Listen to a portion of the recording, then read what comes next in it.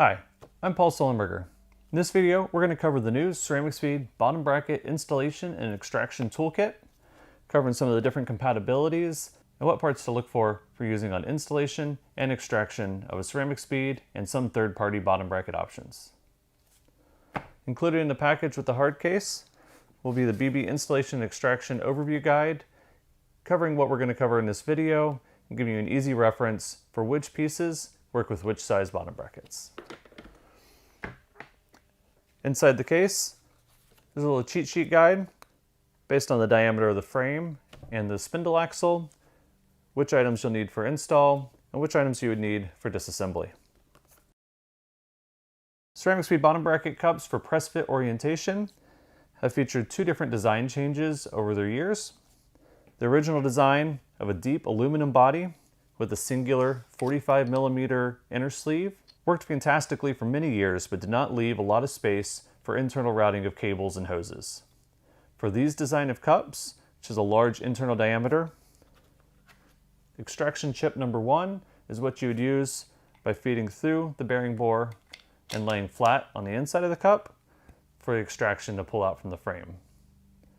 From here, you would then use whichever drift needed to fit the 24, 22, 29, or 30mm bearing interface to press in and get a proper setup fit.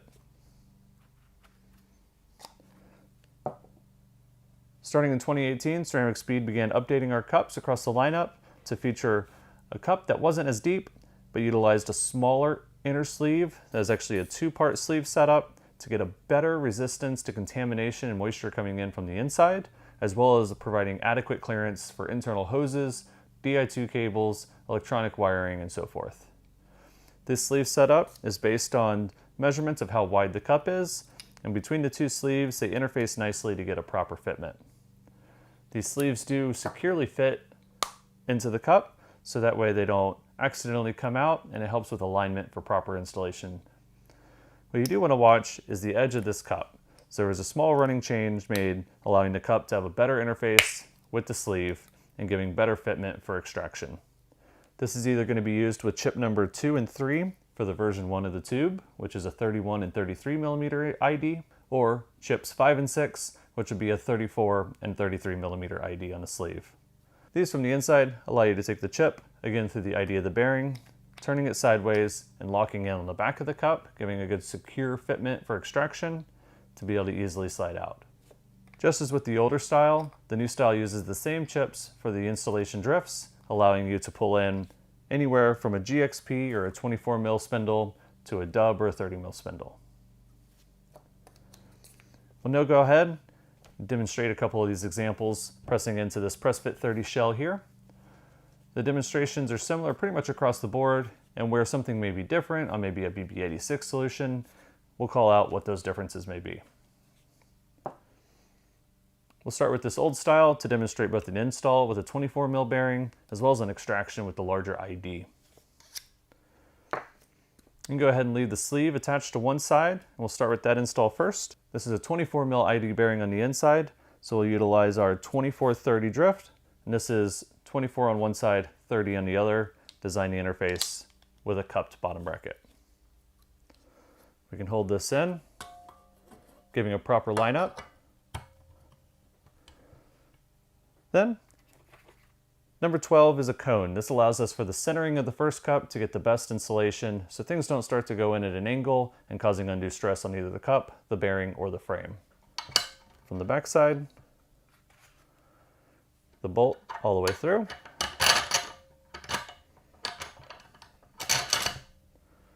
And then number 16, the BB tool head itself.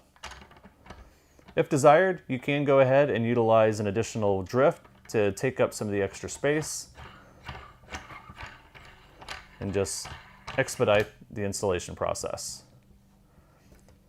The threaded bolt and the drift should all stay stationary, as there's actually an included CeramicSpeed bearing inside the tool head hidden within to allow smooth, friction-free installation, making the whole process go much easier and allowing it to virtually be free of any additional leverage or tools needed.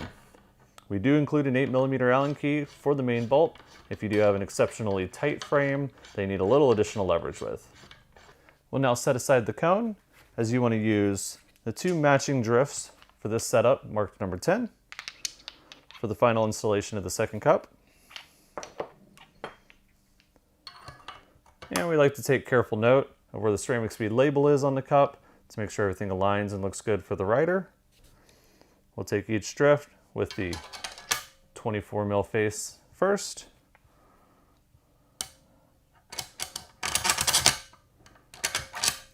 We put the bolt through again and finish installation.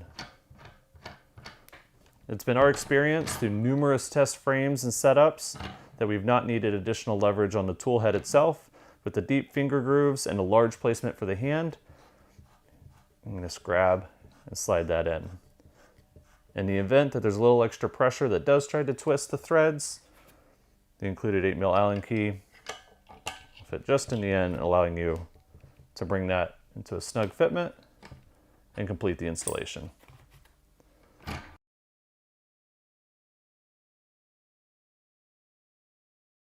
We'll now go ahead and we'll demonstrate the extraction of one of the classic style CeramicSpeed press fit bottom bracket cups. We'll reuse the CeramicSpeed BB Tool press head and bolt, but now instead of one of the installation drifts, we'll utilize the extraction cup. This is made of a palm material, which is friendly to paint finishes and keeps from marring up the finish, as well as one of the extraction chips, numbered 1 through 6.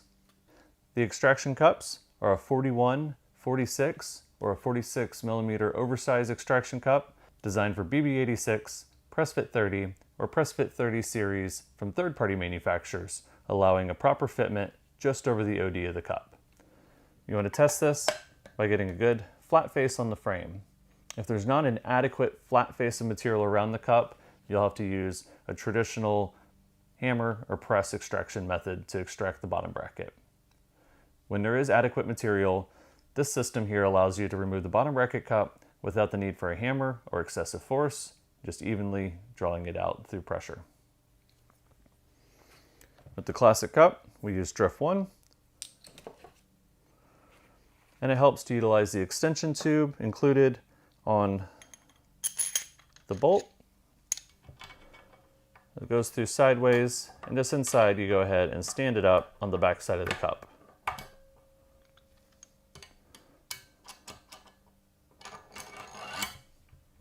We're now ready. Put the cup over the face. Make sure it's over the bottom bracket and not sitting on the face of the bottom bracket cup. And now we can go ahead and extract. In the event that you're using a GXP style bottom bracket, you do need to extract the 24mm side first to allow easier installation of the chip on the 22mm side.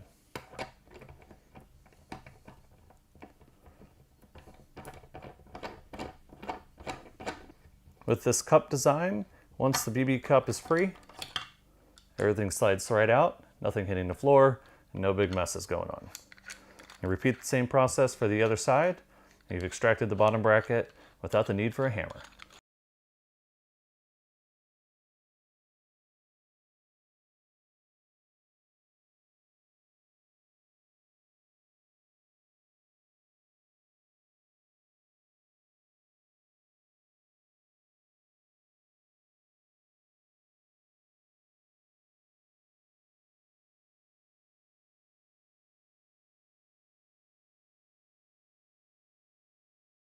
We'll now demonstrate the installation and extraction.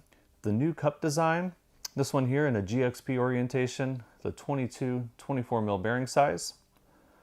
Go ahead and note that when there's a dust cover installed on a 24mm bearing, when there's a cup in place, it's actually okay to leave that dust cover in place. The CeramicSpeed drift has a recess allowing the bearing to remain passive and push the load onto the cup itself to give a good, proper installation without risk to the bearing. Go ahead, we'll pull these sleeves apart.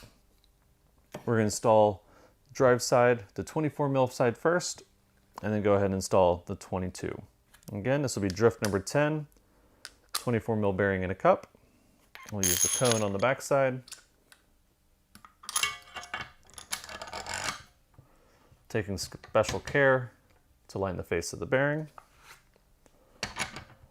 and pressing it all together.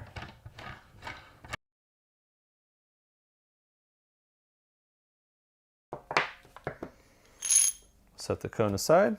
And now drift 11, mark 2229 for the GXP side, fitting in nicely.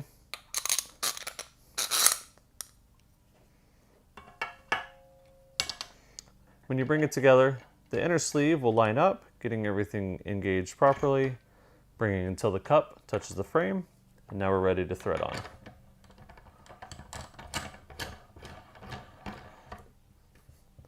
One last moment to be able to adjust alignment and tighten it in place. Once the lip of the cup has come flush to the frame, you're nice and secure. We'll go ahead and take the tool out. Now we'll go ahead and demonstrate the extraction utilizing the new cup style. Once we locate our chip, based on the internal tube selection, go ahead and place the chip through the frame, and we'll line up on the sleeve. We use the extension tube, feed through for secure fitment, select the appropriate extraction cup over the face of the cup, and now the tool head. Make sure you're centered over the cup and can go ahead and extract.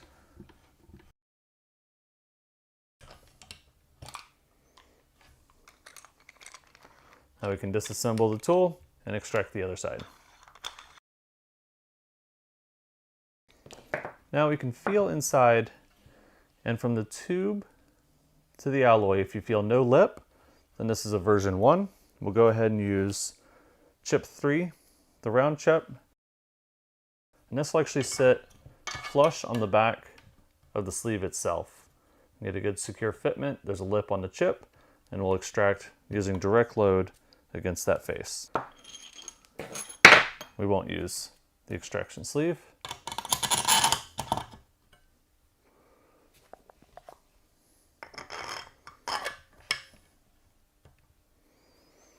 I'll go ahead and use a shorter drift as a spacer. Once we get close, we make sure we're centered over the cup. As the bolt head goes inside the frame, you might use the Allen key just to keep a little bit of pressure on it, keep it from sliding.